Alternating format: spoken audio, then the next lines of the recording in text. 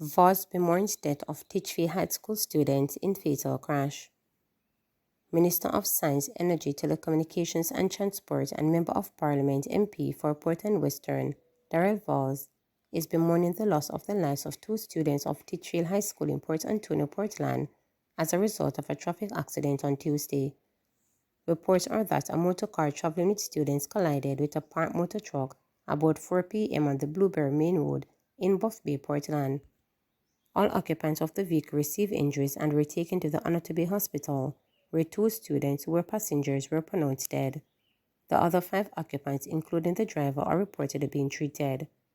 Devastated by the news, Minister Voss said, "This is truly heartbreaking, and I can only imagine the pain and suffering of the parents and loved ones of the victims, especially the deceased. It is always devastating when we hear about persons losing their lives in this way, but it takes on a different tone when we lose our young people. Something must be done to stem the tide of motor vehicle crashes that occur in the country, and it is not something that I take lightly as Minister with responsibility for transport and Member of Parliament." The Transport Minister said he has requested that the details of the incident be made available to him as soon as possible. "The reports are just preliminary, so of course we are awaiting the detailed report from the authorities. Both MP Anne-Marie Valls and I offer our condolences and will reach out directly to the families of the deceased. These senseless deaths on our roads are happening far too often as a result of irresponsible driving habits both by private and public vehicle operators. The National Road Safety Council will meet this week to examine further recommendations to stem the upward trend of road fatalities," Valls continued. Gas station workers charged for alleged fraud to return to court July 9. A plea and case management hearing has been set for July 9 for 3 men charged for allegedly pocketing money from the sale of phone credit at the Portmore gas station.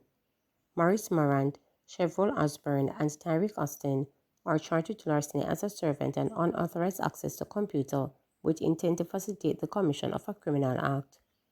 When the matter came up for mention on Tuesday, it was revealed that Osborne, who is accused of pilfering $1.25 million, has made restitution of $500,000. Osborne was granted $300,000 bail, and Austin, who is accused of stealing $920,000, was granted bail in the sum on $1 million with surety. The third accused, Morant, allegedly stole $890,000 and was already on station bail. The 3 former employees of Ruby's service station in Portmore reported to gain unauthorized access to a phone card machine between November 2023 and February of this year and sold call credit. They reportedly spent the proceeds. Another accused, Corey Carter, was freed after making restitution. Silence at Catholic school day after murder of student. A wall of silence covered Catholic College of Mandeville in Williamsville on Tuesday, a day after 20-year-old student Akila White was fatally stabbed allegedly by another student. When reporters visited the school on Tuesday morning, the gate was closed and there was word that the campus was locked down after Monday's incident. There was no official from the school to speak with the media. Even a planned visit by Education Minister Favor Williams for 8 a.m. Tuesday was cancelled. Late Tuesday, word came that Williams would visit the school Wednesday morning. Reacting to Monday's incident, Custos of Manchester, Garfield Green, said adults have failed their children. "We often hear people say, these young people are bad and these young people need help. I want to say that it is us who have gone ahead of them. We have failed them and they are only living what they are learning from us," he told reporters on Tuesday. "When I see how some adults behave on the roads, how can we expect better from the younger generation? The older generation has failed those who are coming behind them," added Green. Reporters were told that White and a 17-year-old boy were among students in a classroom about midday on Monday when another teenager used a sharp object to inflict stab wounds on White and the boy. The injured students were taken to hospital, where White was pronounced dead and the boy admitted. The suspect, who is also 17, has since been charged with murder and wounding with intent. Head of the Manchester Police Deputy Superintendent Kerry Duncan said the youngster was taken to court and remanded until June 4. Duncan said detectives are theorizing that a missing cellular phone and money are possible motive for the incident. He said the police seized the murder weapon, a knife, which the suspect reportedly went for after an initial confrontation with White. The other student who was injured was said to have tried to intervene in the dispute when he was stabbed. Green pointed out that Monday's incident was not only disturbing, but a reflection of the need for social revitalization. Our schools seems to have become a battleground for students to settle their disputes. It happens on the school compound. It happens on the road involving students, he noted.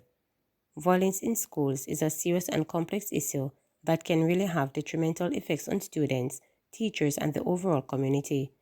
I think there are various factors that contribute to their behavior, and I want to start with the role of proper parenting. I think home is the first school that every child attends, added Green. He said the lack of proper parenting needs to be addressed to stem behavioral issues among children.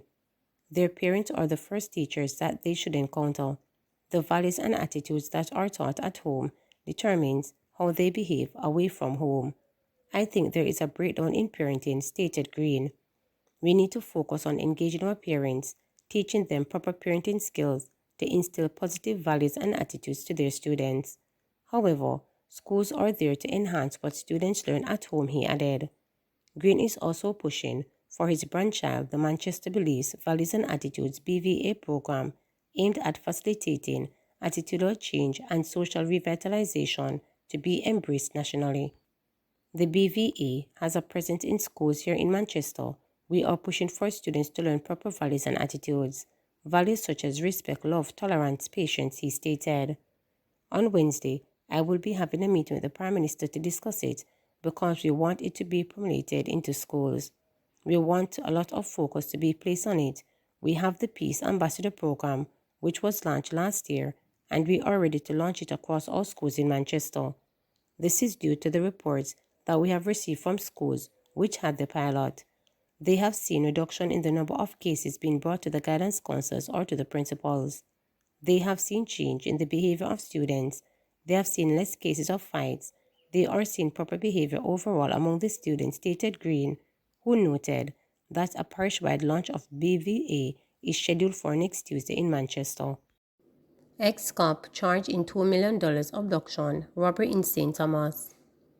An ex-policeman is facing several criminal charges for his alleged involvement in an abduction and $2 million robbery, his attorney has confirmed. Lonnie Percy was charged by detectives on Tuesday with kidnapping, use of firearm to commit a felony, robbery to aggravation, assault at common law, and breach of the Corruption Prevention Act, his attorney Donovan Collins disclosed during an interview. He was picked up out of a lined-up during an identification parade held on Monday, Collins confirmed.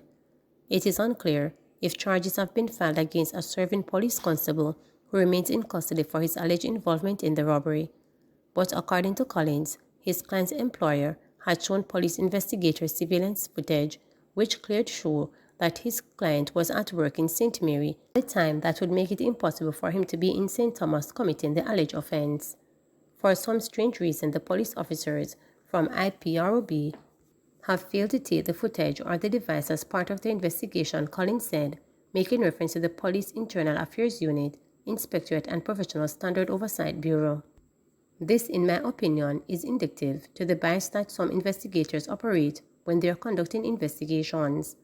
Collins said his client has been cooperating with investigators from the outset and that he directed them to the address of his employer where he was apprehended. Investigators believe that the victim of the $2 million robbery, which took place in St. Thomas recently, was set up by a close friend who he told that he had collected a large sum of cash. He reportedly told investigators that his abductors warned him that they would lose him if they did not pay over the $1 million for his release. The victim got to the funds and gave it to his abductors, and then he was released. He was warned not to report anything to the authorities. He did, and the investigation began, a source told reporters. Please remember to subscribe, like, share, and click the notification bell for daily updates.